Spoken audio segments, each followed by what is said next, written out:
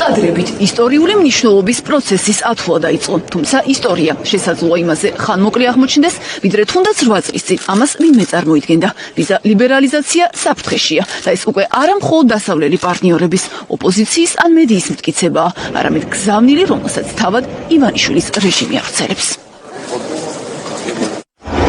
ძალისხმევა დიდია. იმისთვის, რომ ახალმა გზავნილმა საქართველოს რაც შეიძლება მეტ მოქალაქემდე მიაღწიოს, რეჟიმი თავს არ სოგავს. ყველაზე მეტს ეგრეთ წოდებული დეპუტატები აქტიურობენ, რომლებიც თუ ამ დრომდე ვიზა ლიბერალიზაციის დაკარგვას ოპონენტების ანტისახელმწიფოებრივ სურვილად აცხადებდნენ. ჟურნალისტებს კი კითხვების დასმასაც არ პატიობდნენ, ახლა საფრთხეზე თავად ველაპარაკდნენ.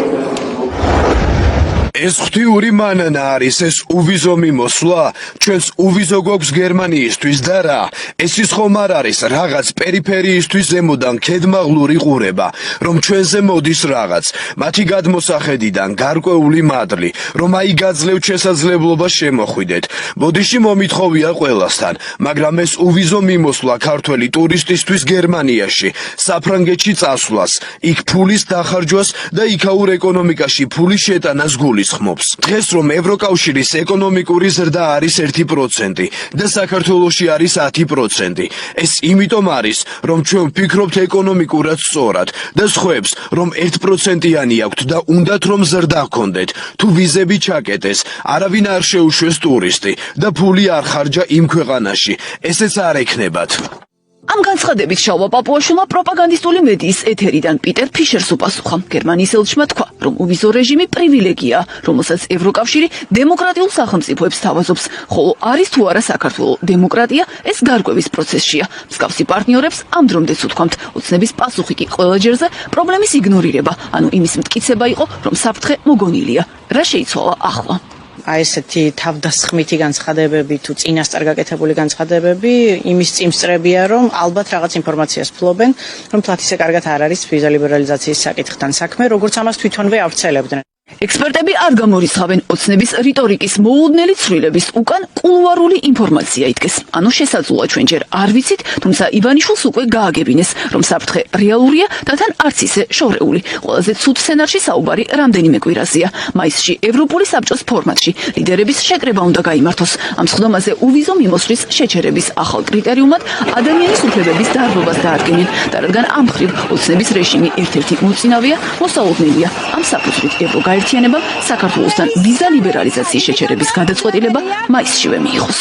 ქვეყანა, რომელიც ადამიანის უფლებებს არ ღვევს, ქვეყანა, რომელიც ევროკავშირში აღარ მიდის, ქვეყანა, რომელსაც აღარ აინტერესებს საერთო დემოკრატიული თამაშის წესები, იმათ არც თავისუფალი მიმოსვლა აღარ უნდა ქონდეთ რიგი მიზეზების გამო, როგორც ტექნიკური, ისე პოლიტიკური მიზეზების გამო და მაინც ჯიუტად ამბობდნენ, რომ ამას საფრთხე არ ემუქრება და ეხლა როგორც ჩანს აღმოჩნდა, რომ მართალი იყო ის, ვინც ამბობდა, რომ შესაძლოა ვიზა ლიბერალიზაციაც ემსხვერპლოს ამ საკითხს. ვიზა ლიბერალიზაციის დაკარგვა ან შეზღუდვა იქნება პირდაპირ დარტყმა ქართული საზოგადოების ყველა სექტორზე, საუბარი არის ეკონომიკაზე, საუბარი არის განათლებაზე, საუბარი არის ისე და ისე მეზღვაურებზე, ტრაილერების მძღოლებზე, ანუ ყველა ადამიანის ცხოვრებაში გარკვეულწილად ეს ვიზა ლიბერალიზაცია თამაშობს გარკვეულ როლს. იმ შემთხვევაში თუ გაუქმდება ვიზა ლიბერალიზაცია, შემდეგი ნაბიჯი იქნება ყველა იმ სეზონური სამუშაო ლეგალური პროგრამების გაუქმება, შემდეგ ერაზმუსის შეკვეცა და საბოლოო ჯამში ჩვენ დავინახავთ, რომ საქართველო მოექცევა სრულ იზოლაციაში. როგორ აგუებს ქართული ოცნება ამ მომრჩეველს ვიზა ლიბერალიზაციის შესაძლო დაკარგვას? მესიჯბოქსი შეთანხმებულია. თავარი, რასაც პარტია ამტკიცებს, ისაა, რომ შენგენის ზონაში თავისუფალი გადაადგილება განსაკუთრებულ სიკეთეს არ წარმოადგენს. მეტიც ცხადია მინიშნება იმაზეც, რომ ეს ეროვნულ იდენტობას ეწინააღმდეგება, რისი შენარჩუნებაც საქართველოს მოქალაქეებისთვის უპირატესი მნიშვნელობის უნდა იყოს. უვიზო მიმოსვლა ნამდვილად არის კომფორტი. ეს კომფორტი ქართულმა ოცნებამ შეუქმნა ჩვენს ხალხს. თუმცა კომფორტი, როდესაც წინააღმდეგობაში და დაპირისპირებაში მოვა პატრიოტიზმთან, ეჭვით არ მეპარება, რომ ქართული ხალხი აირჩევს პატრიოტის. საქართველოს შემთხვევას ცალკე უკან ვიხილავთ. არის ბალკანეთის ქვეყნები, სხვა ქვეყნები, რომელზეც ევროკავშირს სურს იმედი აქვს და გეგმა აქვს ეგეთი, რომ დაამყაროს სრული კონტროლი, მარიონეტული რეჟიმი ჭირდება საქართველოში. აქედან გამომდინარე ის სტანდარტი, რაც თქვია, ევროპული სტანდარტი იყოს, თავარი სტანდარტი იყოს სამართლიანი, საკურველი ექნება გადახაზული. თუ ეს მოხდა, მაშინ გაერჩევს ქართულმა ხალხმა, რა ურჩევნია. უვიზო მიმოსვლა თუ შევინარჩუნოთ საქართველო. მე არ ვფიქრობ, რომ ქართველი ხალხი ასე მარტივად გადახაზავს თავის ღირებულებებს, თავის სარწმუნოებას, თავის ეროვნულობას, თავის ტრადიციას. არ ვფიქრობ ასე. თუ ოცნება კრემლის ინტერესებს ემსახურება, კრემლის მიზანი კი დასავლეთიდან საქართველოს სრული იზოლირება. არის თუ არა ვიზა ლიბერალიზაციის გაუქმება ოცნების ამოცანებს შორის. რეჟიმის ოპონენტები ვარაუდობენ, რომ ივანიშვილისთვის ეს მაინც უსიამოვნო სიახლეა. წლებია მისი პარტია თავს სწორედ თავისუფალი სავაჭრო შეთანხმების და ვიზა ლიბერალიზაციის ხელმოწერით იწონებს.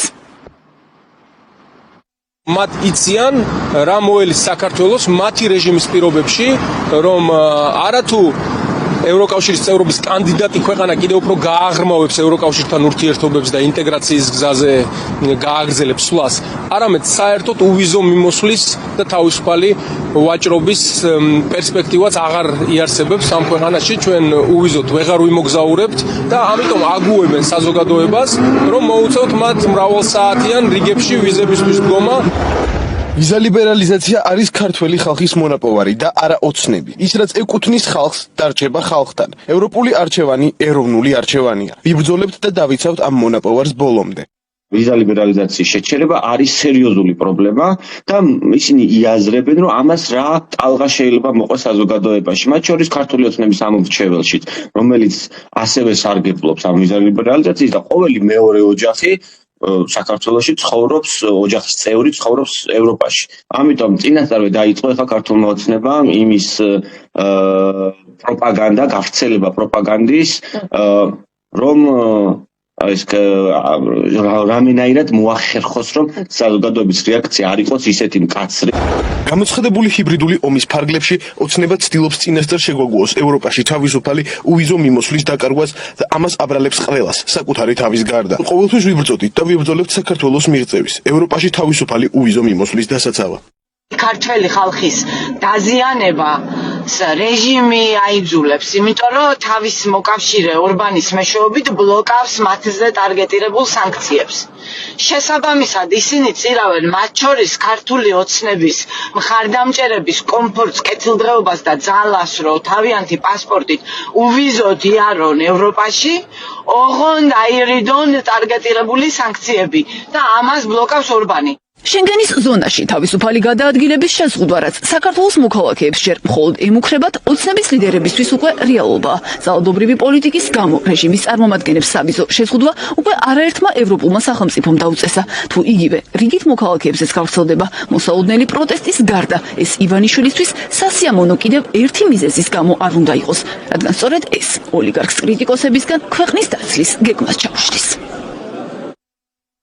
რეალობიდან უნდა გამოვიდეთ და არა ეიფორიულად ვიძახოთ, რომ ჩვენ მუშაობას აღმოფხვით, ჩვენ ყველას დავასაქმებთ, რომ ჩვენ დავაბრუნებთ ჩვენს ემიგრანტებს ევროპის განვითარებულ სახელმწიფოებთან, როგორც სახელმწიფო ვაფორმებთ კონტრაქტებს და მივდივართ ამაზე, რომ შევავსოთ ის დეფიციტი, რაც ევროპელებს აქვთ. ევროპელებს აქვთ სამუშაო ადგილები, აკლიათ სამუშაო ძალა.